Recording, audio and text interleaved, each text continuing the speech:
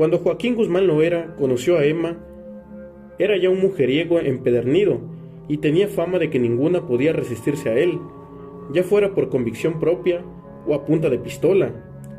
También nacido en el Triángulo Dorado, en la ranchería de La Tuna, en Badiraguato, Sinaloa, ya tenía muchos años inmerso en el mundo criminal y su rostro ocupaba pósteres publicados por los gobiernos de México y Estados Unidos, que ofrecían millonarias recompensas a quien diera información veraz que ayudara a su detención. Es el mayor de 6 hijos procreados por el matrimonio de Emilio Guzmán y Consuelo Loera. Su padre lo llevó a trabajar a los campos de siembra ilegal desde que tenía 7 u 8 años. Por eso nunca pudo pasar de tercero de primaria. El ciclo escolar lo dejaba siempre inconcluso para ayudar con la siembra y luego con la cosecha. Emilio Guzmán era duro con su hijo, lo golpeaba y el dinero que ganaba con la venta de marihuana se lo gastaba en alcohol y prostitutas, por lo que la familia quedaba hambreada. Hay quienes piensan que Joaquín Guzmán Loera es una especie de pigmeo. La realidad es que el Chapo, de acuerdo con los expedientes oficiales, mide 1.65, la estatura promedio de un hombre mexicano, y si bien su sobrenombre significa pequeño, en la Sierra de Sinaloa es la forma en que la gente se refiere afectuosamente a los niños y muchachos. Como sea, solo para el registro, Emma era más alta que él. Desde muy joven, más o menos a la edad que tenía Emma cuando lo conoció, el Chapo comenzó a sembrar su propia plantación de marihuana, con la ayuda de su primo Arturo Beltrán Leiva, que vivía en la ranchería de La Palma, en el mismo Badiraguato. El primer registro que hay de él en el mundo criminal a mayor escala es como chofer de Miguel Ángel Félix Gallardo, un narcotraficante de Sinaloa que junto con Ernesto Fonseca Carrillo, mejor conocido como Don Neto, y Rafael Caro Quintero, con el sobrenombre del Príncipe, conformaron a fines de los años 70 el llamado Cártel de Guadalajara, cuya matriz era la capital del estado de Jalisco. Además de chofer, el Chapo tenía un grupo de sicarios al que conocían como los Dormidos. Hacían el trabajo más sucio de la organización criminal: amenazas, secuestros, torturas, homicidios, y también eran sepultureros. Escoltas de Don Neto afirmaron que en aquel tiempo el Chapo torturaba y ejecutaba a sus víctimas personalmente y era adicto a las drogas. Afirman que en 1985 participó directamente en la tortura y el homicidio del agente de la Oficina de Antinarcóticos de Estados Unidos, Enrique Camarena, hecho que llevó a la caída del Cártel de Guadalajara.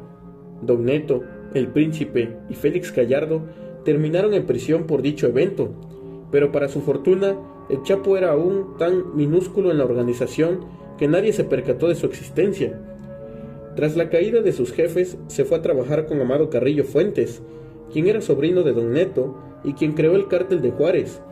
En ese tiempo, el Mayo Zambada estaba creando el Cártel de Sinaloa y Amado le rendía pleitesía y atendía sus instrucciones.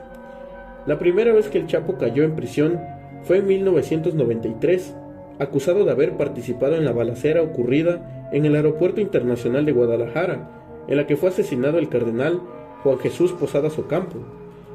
Cuando fue detenido, su esposa era Alejandrina Salazar, con quien tuvo 5 hijos: César, Iván, Giselle, Alfredo y Claudette Ilene.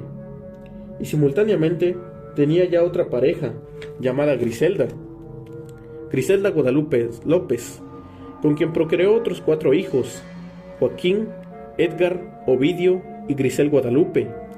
Los primeros 3 años estuvo recluido en el penal de máxima seguridad de La Palma, ahora llamado Altiplano, en Almoloya de Juárez, Estado de México.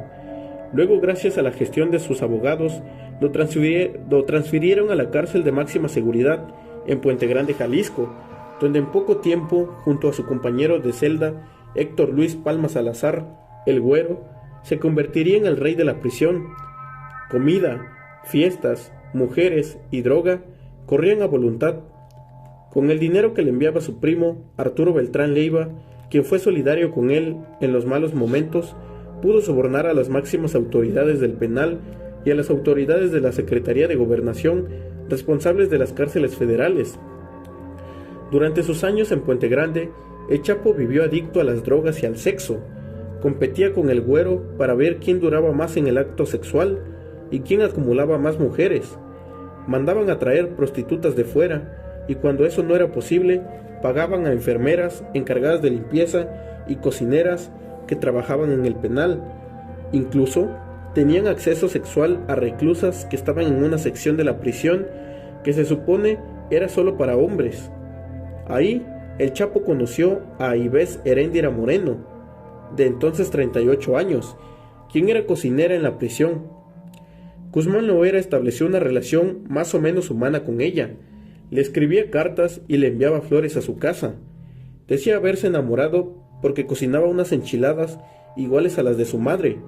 Al mismo tiempo, se vinculó con la reclusa Zulema Yulia Hernández, una joven de 23 años que estaba acusada de robo y fue indebidamente encarcelada ahí. El Chapo la embarazó, al menos en 2 ocasiones, y se le realizaron abortos clandestinos en los cubículos médicos de la cárcel. A otra de las internas que se negó a entregarse o venderse al narcotraficante, el Chapo ordenó que fuera abusada tumultuariamente. Este pasaje de la vida del Chapo, narrado por primera vez en Los Señores del Narco, sería uno de los que más atormentarían a Emma durante mucho tiempo. No lo podía creer y me lo reclamaría constantemente.